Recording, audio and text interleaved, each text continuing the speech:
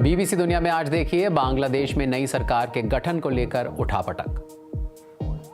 बांग्लादेश में राष्ट्रपति ने भंग की संसद, लेकिन नई सरकार के गठन को लेकर अब तक नहीं हुआ फैसला। उधर अंतरिम सरकार के गठन के ऐलान के एक दिन बाद बांग्लादेश की सेना में उच्च स्तर पर किए गए कई बड़े बदलाव। भारत सरकार ने कहा वहां मौजूद भारतीय समुदाय के साथ संपर्क में।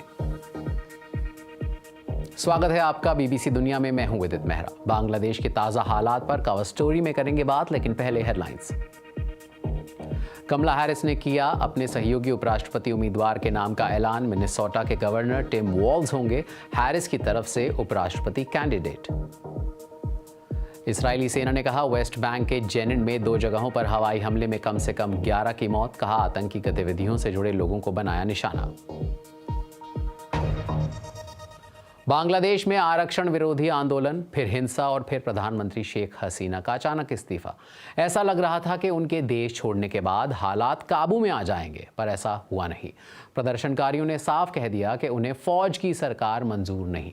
पड़ोसी मुल्क बांग्लादेश में तेजी से बदलते घटनाक्रम ने कैसे बढ़ाई भारत की चिंता, जानेंगे आज कवर स्टोरी में। बांग्लादेश में फिलहाल अंतरिम सरकार के गठन को लेकर स्थिति साफ नहीं है। इसी बीच बांग्लादेश के राष्ट्रपति मोहम्मद शहाबुद्दीन ने देश की संसद को भंग कर दिया है। इस साल 7 जनवरी को बांग्लादेश में आम चुनाव हुए थे। इन प्रदर्शनों के दौरान हुई हिंसा में अब तक 400 से ज्यादा लोगों की मौत हो चुकी है। स्थानीय मीडिया रिपोर्ट्स के अनुसार अकेले सोमवार को हुई हिंसा में 100 से ज्यादा लोग मारे गए हैं। उनकी मांग है कि नोबेल पुरस्कार विजेता मोहम्मद यूनुस को अंतरिम सरकार का सलाहकार बनाया जाए। यूनुस इलाज के सिलसिले में पेरिस में थे, लेकिन उन्होंने कहा कि प्रदर्शनकारियों के आग्रह पर वो तुरंत बांग्लादेश के लिए रवाना हो रहे हैं। ऐसा माना जाता है कि शेख हसीना मोहम्मद यूनुस को अपने प्रतिद्वंद्वी के रूप में देखती रही हैं। इस बीच बांग्लादेश में पुलिस की यूनियन ने कहा है कि देश में जब तक हर पुलिस वाले की सुरक्षा सुनिश्चित नहीं की जाती है, तब तक पुलिस वाले हड़ताल पर रहेंगे। बांग्लादेश पुलिस ने कहा है कि उन्हें प्रदर्शनकारियों पर गोली चलाने के लिए मजबूर किया गया। हालांकि आज देश में सभी ऑफिस, फैक्ट्रियां और स्कूल आदि खोलने के आदेश दिए गए हैं। इस बारे में और जानकारी दे रहे हैं ढाका में मौजूद बीबीसी संवाददाता Akbar Hussain. So they are not getting confidence as long as the new government is installed. यहाँ फिलहाल ये पता नहीं आगे क्या होगा, क्योंकि अभी देश में कोई सरकार नहीं है और लोगों को तब तक कोई तसल्ली नहीं होगी जब तक कि नई सरकार नहीं आ जाती। साथ ही हमने देश के कई हिस्सों में हिंसा के वाक़े भी देखे हैं जो अब भी जारी हैं। देश में कई जगहों पर तनाव अभी भी बना हुआ है। शेख हसीना की पार्टी अवामी लीग के नेताओं और कार्यकर्ताओं के घरों और उनकी प्रॉपर्टी पर हमले हुए हैं और कई लोग मारे गए हैं। तो ये काफ़ी नाजुक हालात हैं और कानून व्यवस्था को बनाए रखना एक बड़ी चुनौती है। एक वरिष्ठ सैन्य अधिकारी ने मुझे बताया कि हालात सामान्य कैसे हों, ये उनकी बड़ी चिंता है। उन्होंने कहा कि जब तक नई सरकार नहीं बन जाती, तब तक सेना के लिए अकेले कानून व्यवस्था बनाए रखना काफ़ी मुश्किल होगा। भारत सरकार ने बांग्लादेश संकट पर सर्वदलीय बैठक में चर्चा भी की। बांग्लादेश के मौजूदा हालात पर विदेश मंत्री एस जयशंकर ने संसद में कहा कि बांग्लादेश में हालात अभी भी बदल रहे हैं। सेना प्रमुख वकार उस जमा ने अंतरिम सरकार के गठन की बात की है। हम बांग्लादेश में मौजूद भारतीय समुदाय के साथ अपने भारतीय मिशनों के जरिए संपर्क में हैं। इस समय लगभग 19,000 भारतीय नागरिक वहाँ मौजूद हैं, जिनमें से 9,000 छात्र हैं। बड़ी संख्या में छात्र वापस लौट चुके हैं। इस बीच भारत बांग्लादेश के पेट्रापोल बॉर्डर पर सुरक्षा बढ़ा दी गई है। भारत बांग्लादेश बॉर्डर पर कैसे हालात हैं, बता रहे हैं बीबीसी संवाददाता सलमान रावी। इस वक्त हम भारत बांग्लादेश के पेट्रापोल बॉर्डर पर मौजूद हैं, जो कोलकाता से लगभग 3.5 से 4 घंटे का रास्ता है। हालात ख़राब होने के बाद अब यहाँ बांग्लादेश के जो लोग हैं वो अपने वतन को लौट रहे हैं। ये पीछे का साइड जो आप देख रहे हैं वो बांग्लादेश का है। वहाँ से भी लोगों का आना है जो इंडियंस हैं, जो वहाँ पर थे, लेकिन अचानक से जब हालात बिगड़े तो उसके बाद से फिर उनमें से कई लोग अभी भी फंसे हुए हैं। जैसा कि एक यात्री ने बताया जो लौट कर आए बांग्लादेश से। हम लोग 5 जन गए, 4 जन और फंसा पड़ा है। पे मैं थोड़ा नज़दीक था बॉर्डर का, तो मैं आ गया उन लोगों को ढाका साइड में, तो उन लोग नहीं निकल पा रहे। आपको यहाँ पे चोटें भी लगी हैं? यहाँ पे आग लग गया था। ये जिस होटल में थे आप, वहाँ पे किस हाँ, होटल में? जसोर में थे? होटल जसोर जाबिर इंटरनेशनल में था। क्या हुआ था वहाँ पर? उसमें जो पब्लिक लोगों ने होटल को तोड़फाड़ करके आग लगा दिया था। तो जब उन लोगों ने आग लगा दिया था तो हम लोग को उतरने का टाइम में 4th फ्लोर तक आग आ गया था। तो हम लोग उधर से कूद के निकलना पड़ा। यहाँ पर यात्री ऐसे भी हैं जो वापस बांग्लादेश जाना चाह रहे हैं। ভয় তো আছে কিন্তু डर तो लग रहा है वापस जाने में, लेकिन हमारा वीज़ा भी खत्म हो गया है। আর আমাদের ভিসার ডেটও নেই, এর জন্যই চলে যাচ্ছি। बहुत डरे हुए हैं, देश के हालात ऐसा है, तो अभी इधर आया था तो जाना पड़ेगा, इसलिए जा रहा हूँ फैमिली के पास। तो बॉर्डर पर सुरक्षा की व्यवस्था को देखने के लिए बॉर्डर सिक्योरिटी फोर्स के डीजीपी यहाँ पर पहुँचे हैं और यहाँ पर अधिकारियों के साथ बातचीत कर रहे हैं कि किस तरह से क्या रुख रहना चाहिए बॉर्डर सिक्योरिटी फोर्स का, क्योंकि मांगे उठ रही हैं कि बॉर्डर्स को पूरी तरह से सील कर दिया जाए, लेकिन ये संभव नहीं है क्योंकि ये जो कॉरिडोर है ख़ास तौर पे मरीज़ों के लिए जो इलाज कराने के लिए आते हैं और व्यवसायियों के लिए भी है जो यहाँ से जाकर बांग्लादेश में अपना माल बेचते हैं। तो अभी हालात सामान्य तो नहीं कहा जा सकता है, लेकिन सब ने नज़र बनाई हुई है इस पर और इस वजह से यहाँ पर अभी बहुत कड़ी सुरक्षा की व्यवस्था की जा रही है। सलमान रावी, भारत बांग्लादेश बॉर्डर, पेट्रापोल, पश्चिम बंगाल। बांग्लादेश में शेख हसीना का जाना और राजनीतिक अस्थिरता का माहौल क्या भारत के लिए चिंता की बात है, बता रहे हैं जेएनयू के प्रोफेसर संजय भारद्वाज। अगर कोई भी अनडेमोक्रेटिक फोर्स इंडिया के नेबरहुड में डेवलप होती है तो वो violent activities, instability, migration, terrorism, fundamentalism, insurgency जैसी समस्याओं को जन्म देती है। पाकिस्तान का आप हाल देख लीजिए तो निश्चित रूप से भारत ये देखता है कि जो बांग्लादेश है या नेपाल है या श्रीलंका है, इसमें लोकतांत्रिक सरकार हो। दूसरा, ये बहुत जल्दी है ये बात कहना कि बांग्लादेश में किस तरीके की सरकार बनेगी, क्योंकि अब शेख हसीना के जाने के बाद में अभी मिलिट्री ने टेक ओवर किया और मिलिट्री इंटरिम गवर्नमेंट बनाने के प्रोसेस में है। हो सकता है कि मिलिट्री उसी माइंडसेट की सरकार को आगे लाए जो बांग्लादेश के डेवलपमेंटल प्रोजेक्ट्स को आगे बढ़ाने की बात करे। अभी जैसे मोहम्मद यूनुस की बात चल रही है तो निश्चित रूप से एक प्रोग्रेसिव लिबरल डेमोक्रेट है, वो वीमेन एम्पावरमेंट और पॉवर्टी इरेडिकेशन के क्षेत्र में काम करते हैं। तो निश्चित रूप से ये भारत के साथ कॉम्प्लीमेंट करेगा। भारत भी इसी तरीके की परियोजनाओं को आगे बढ़ा रहे हैं। अगर वहाँ पे रेडिकल और कंजर्वेटिव फोर्सेज आ गई और एंटी हसीना फोर्सेज आ गई और उन्होंने पार्टीजन पॉलिटिक्स किया तो निश्चित रूप से एक एडवर्स इम्पैक्ट पड़ेगा।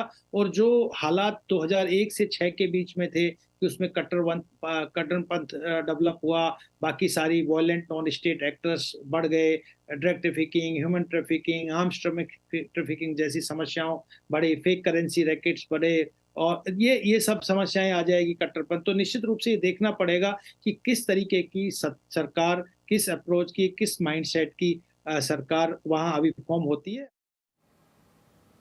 कार्यक्रम में आगे देखिए, पेरिस ओलंपिक में रूस पर लगे बैन के बारे में क्या सोचते हैं आम रूसी।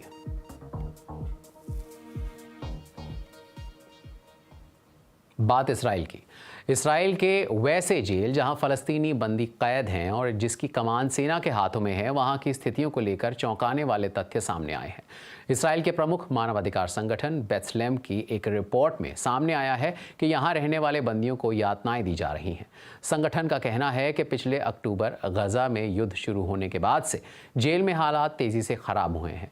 रेड क्रॉस को इसराइली जेलों का दौरा करने से रोक दिया गया है। पिछले ही हफ्ते फलस्तीनी बंदियों के साथ इसराइली सेना के रवैये के मुद्दे पर तब विवाद पैदा हो गया था जब प्रदर्शनकारियों ने गजा के एक कैदी के यौन शोषण के आरोपी सैनिकों की गिरफ्तारी को रोकने की कोशिश की। देखिए यरूशलेम से बीबीसी संवाददाता पॉल एडम्स की रिपोर्ट।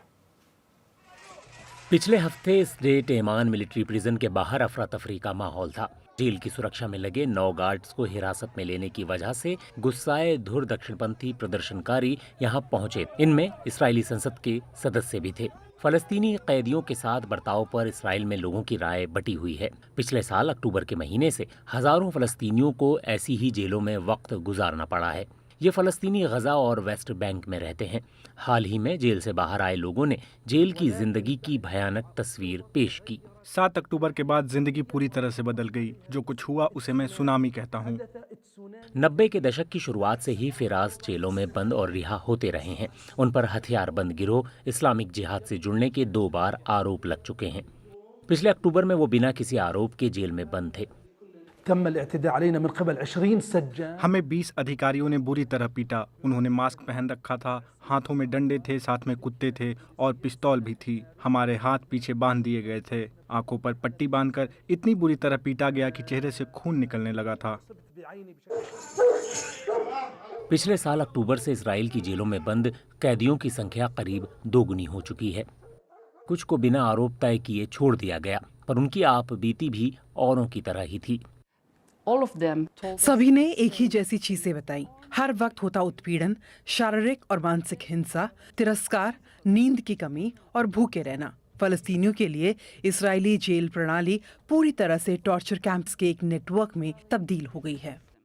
इसराइली सरकार इसी को खारिज करती रही है। धुर दक्षिणपंथी इतमार बेन ग्वीर, जो इसराइल के राष्ट्रीय सुरक्षा मंत्री हैं, वो कई बार दावा करते रहे हैं कि उनकी निगरानी में फलस्तीनी कैदियों के साथ काफी कठोर बर्ताव किया जाता है, और ऐसा बर्ताव सिर्फ गजा या वेस्ट बैंक से आए फलस्तीनियों के साथ नहीं हो रहा। हुरिया एक वकील है और इसराइली नागरिक हैं। वो हैफा में रहते हैं। उन्हें पिछले साल नवंबर में 10 दिनों के लिए हिरासत में लिया गया था, जिससे वो बिल्कुल टूट गए थे। वो पागल हो चुके थे। वहाँ कोई कानून नहीं चलता। सारी पर अपराध था कि उन्होंने 2 फेसबुक पोस्ट किए, जिनके बारे में पुलिस ने कहा था कि ये हमास के हमले की तारीफ में लिखे गए थे। ये आरोप जल्द ही खारिज कर दिए गए, लेकिन उससे पहले उन्होंने साथी कैदियों पर हुए अत्याचारों को देखा। वहाँ लोग चीख रहे थे, हमने कुछ गलत नहीं किया, आप हमें मारिए मत। और मैं एक वकील जिसने जेल की बाहर की दुनिया देखी थी, अब अंदर मौजूद एक अलग दुनिया को देख रहा था। हमने कैदियों के साथ हो रही बदसलूकी के दावे इसराइली सेना और जेल प्रशासन के सामने भी रखे। सेना ने कहा है कि वो उत्पीड़न के इन आरोपों को सिरे से खारिज करती है। जेल प्रशासन ने कहा है कि उसे ऐसे किसी दावों के बारे में नहीं पता, और जहां तक उनकी जानकारी है ऐसी कोई घटना हुई ही नहीं। इसराइल की हिरासत में मौजूद कुछ फलस्तीनी 7 अक्टूबर के हमले से जुड़े थे, लेकिन बाकी लोगों का उस दिन से कोई लेना देना नहीं है। बेट सेलिम के मुताबिक सभी को जेलों में बंद कर रखा हुआ है, जहां हिंसा और प्रताड़ना सामान्य बात है। रूस के यूक्रेन पर हमलों की वजह से रूस की टीमों पर प्रतिबंध लगा दिया गया है। इन ओलंपिक्स में रूस में ओलंपिक खेलों का प्रसारण भी नहीं किया जा रहा है। इसे लेकर रूस के लोग क्या सोचते हैं, देखिए बीबीसी संवाददाता स्टीव रोजनबर्ग की इस रिपोर्ट में। ये सीन नदी है और ये पेरिस तो बिल्कुल भी नहीं, लेकिन इस नाव पर एक ओलंपिक चैंपियन है। हाई जंपर मारिया लेसित्स्के ने यहाँ एक फ्यूजन फैशन, स्पोर्ट्स और म्यूजिक इवेंट को लॉन्च करने आई हैं। वो पेरिस में ओलंपिक में हिस्सा लेने नहीं गई। यूक्रेन में जारी जंग की वजह से रूसी टीम पर प्रतिबंध लगा दिया गया है। हमें वहाँ होना चाहिए था। मैं इन खेलों में एथलेटिक्स को खेल देखने के लिए भी खुद को तैयार नहीं कर पा रही। हमें दुख होता है।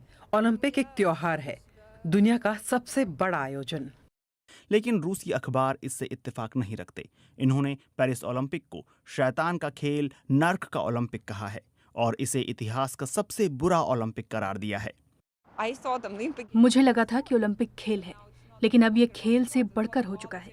ये राजनीति, धर्म, हर चीज से जुड़ा है। इसमें अब खेल बचा ही नहीं। रूस में ओलंपिक को लेकर दीवानगी चरम पर थी। 1980 में मॉस्को में समर गेम्स हुए थे। तब यहाँ से ओलंपिक खेलों के लिए सैकड़ों एथलीट भेजे जाते थे। लेकिन इस बार सिर्फ 15 रूसी ही न्यूट्रल खिलाड़ी के तौर पर पेरिस जा पाए। उन्हें ये साबित करने के लिए एक जांच प्रक्रिया से गुजरना पड़ा कि वो यूक्रेन में रूस की जंग का समर्थन नहीं करते। लेकिन यहाँ कोई जांच नहीं की गई है। मॉस्को के एक पार्क में हमारी मुलाकात एक रूसी राष्ट्रवादी समूह से हुई, जो पारंपरिक रूसी खेलों में लोगों की रुचि जगाने के लिए एक स्पोर्ट्स फेस्टिवल करा रहा है। ये पेरिस से दूर एक अलग ही दुनिया है। यहाँ कई चीजों का खेल से कोई संबंध नहीं है। और 40 सालों में पहली बार रूसी टीवी पर ओलंपिक नहीं दिखाया जा रहा है। लेकिन लोग इससे निराश नहीं हैं। मैंने सालों से ओलंपिक नहीं देखा है, तो क्या हो गया अगर हम उसे नहीं देख पा रहे हैं? ओलंपिक में कोई टीम ना होना रूस के अलग थलग होने का संकेत है, और इसे रूस की जीत तो बिल्कुल नहीं कहा जा सकता। जंग का खामियाजा भुगतते रूस के लोग। और कार्यक्रम से जुड़े किसी भी टॉपिक पर आप मुझे लिख सकते हैं एक्स पर। मेरा हैंडल है @bbcvidit। आज के लिए इतना ही। बीबीसी दुनिया के साथ हम कल फिर इसी वक्त हाजिर होंगे, बीबीसी हिंदी के फेसबुक पेज, यूट्यूब चैनल पर लाइव।